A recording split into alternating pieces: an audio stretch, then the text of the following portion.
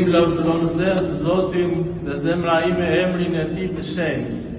Pas gjithë këtyre fjalëve të bukura, një përqindje shumë të madhe të pamerituara, por sipas rastit që u thanë nga Atilia dhe nga Spirua, dhe duke qenë tepër i emocionuar për të gjitha ata emra me famë të madhe që u përmendën këtu tani, të cilëve, siç thoshte Shën prodromi për Krishtin, unë nuk jam i Zoti të zgjidh as sandalet e këmbëve, ndjej një gëzim dhe një minjohje të madhe për të gjithë ju.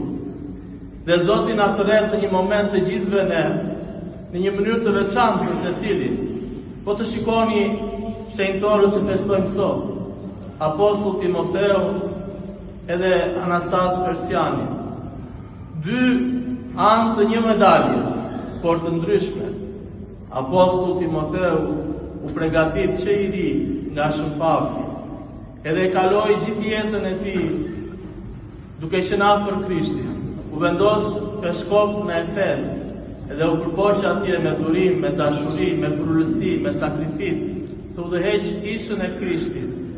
Edhe na mësoi se njeriu nuk martirizohet vetëm me shpatë, që dhe këtë nuk e shmangur, por martirizohet edhe në mënyrën e jetesës së tij të përditshme. Ndërsa Shën Anastas Persiani, jo e kundërta, por diçka e ndryshme. Ai nuk u rit me Krishtin, nuk u rit në një familje të krishterë. Ai njoh Krishtin shumë vonë.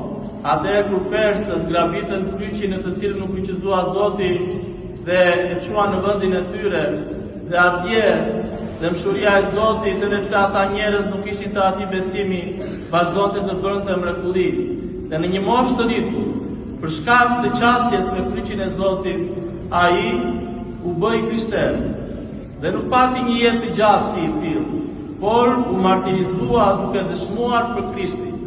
Pra Zoti na thret në mënyra të ndryshme, një jetë e gjatë shërbimi i Apostullit Timotheu dhe një moment martirizimi, vendosmërie i Shën Anastasit, një shërbim i lodhshëm, i munduar i Shën Timotheu, dhe bindja e palëkundur në Zotin Jezu Krisht, për të cilin dha edhe jetën e tij Shën Anastas Persiani. Ky është shembulli që ne duhet të kemi në jetën tonë. Dhe Perëndia nuk ka jep shembull vetëm nga shekujt e parë, të dytë dhe të shtatë, siç kënduam sot apo të tjerë. Perëndia, për të na fuqizuar, gjithmonë na jep shembuj të tillë. Edhe një shembull i tillë është edhe Ati dhe kryebariu ynë, kryepiskopi i Ndjer Anastas, për shpirtjen e të cilit neve sot bëjmë. Edhe ai pati një jetë të gjatë shërbimi në Greqi, në Afrikë, e mëtej në Shqipëri. Edhe shërbeu me përrësi, me dushrim, me dashuri, duke hequr nga vetja, ashtu si Apostulli Timotheu, që themi sot. Por ishte i gatshëm edhe në çdo moment, nëse do të duhej që të mos e mohonte Krishtin, nëse do vinte ajo ditë, por të martirizonte për të. Edhe e gjitha kjo pse? Sepse siç vetë ai e thoshte, në momentin që kishte dilemën çfarë të bënte me jetën e tij, u konsultua me një atë shpirtëror, dhe kur i thotë se dua të përkushtohem Zotit, ai i thotë do t'i bësh vetes një pyetje. Të mjafton Zoti?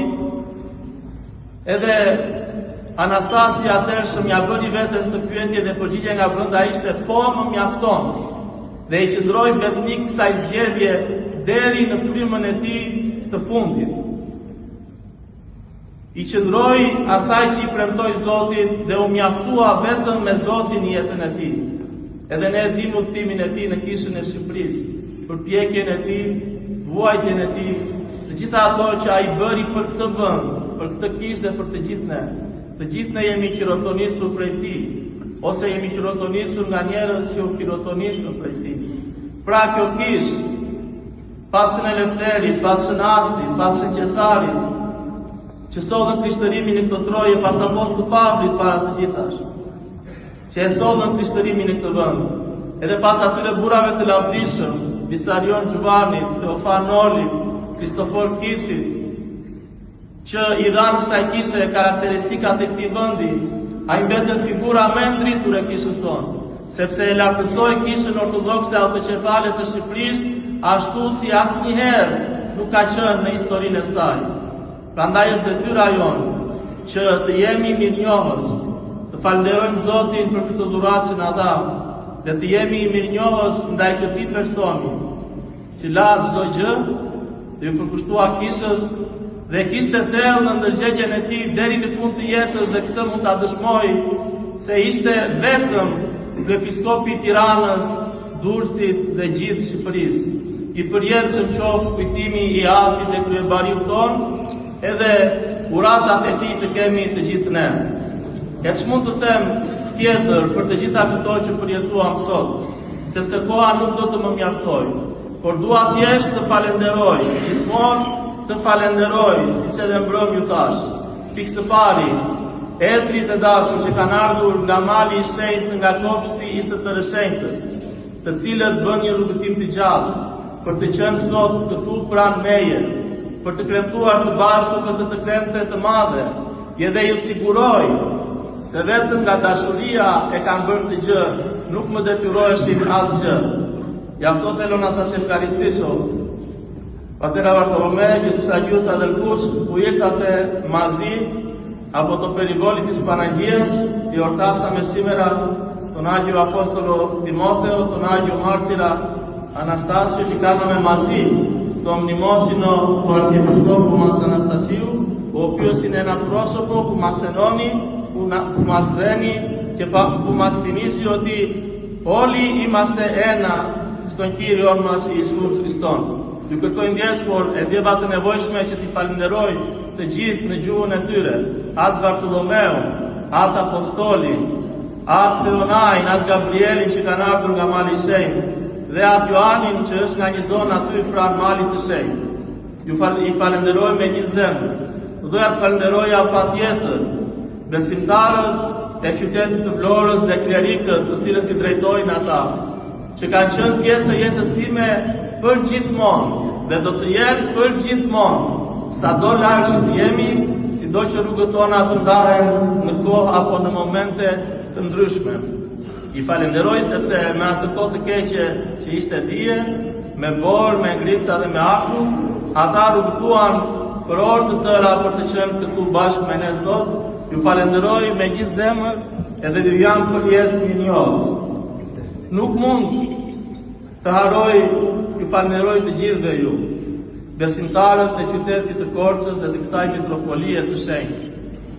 Fëmijët e shkollave tona, psaltët, epitropët, kujdestarët, jo vetëm të kësaj kishe, por të gjithë kishave të qytetit dhe mitropolisë tonë. Dhe ju falenderoj sepse më keni rrethuar me dashurinë dhe me kujdesin tuaj, dhe nuk më lak që në asnjë moment të ndihem i huaj në këtë qytet. Dhe ju them se nuk ndihem i huaj. Jam njëri nga ju dhe kështu do jem derisa Zoti të na lejojë që të jemi së bashku, dhe uroj që ndonjëherë të mos kemi zgjidhje të vështira për të bërë në jetë, por gjithmonë unë, episkopi, dhe ju, klerikët dhe populli, do të kujtojmë shembullin e apostullit Timotheu, që të kemi një shërbim me durim, me dashuri, me heshtje, me sakrificë, një shërbim të gjatë në këtë mitropoli, të gjithë së bashku. Dhe më tepër do t'ju uroja që në qoftë se në një moment do të na duhet të bëjmë zgjedhjen e Shën Anastasit, të dëshmojmë për Krishtin në rreziqe të mëdha, të jemi aty gjithmonë për të thënë, po, ja ku jam o Zoti Krisht, dhe të rrëfejmë gjithmonë Perëndin ton, Atin, Birin edhe Shpirtin e Shenjtë. Ju falenderoj një herë dhe një herë të gjithëve, ju falenderoj se më keni mbushur me gëzim, dhe uroj që Zoti ju japi këtë gëzim 100 fish, dhe ta keni atë si shtamë dhe mbrëm të plot, sepse Zoti prandaj erdhi që të kemi gëzim, edhe ta kemi atë të plot. Ju falenderoj, gëzuar dhe për shumë vjetë.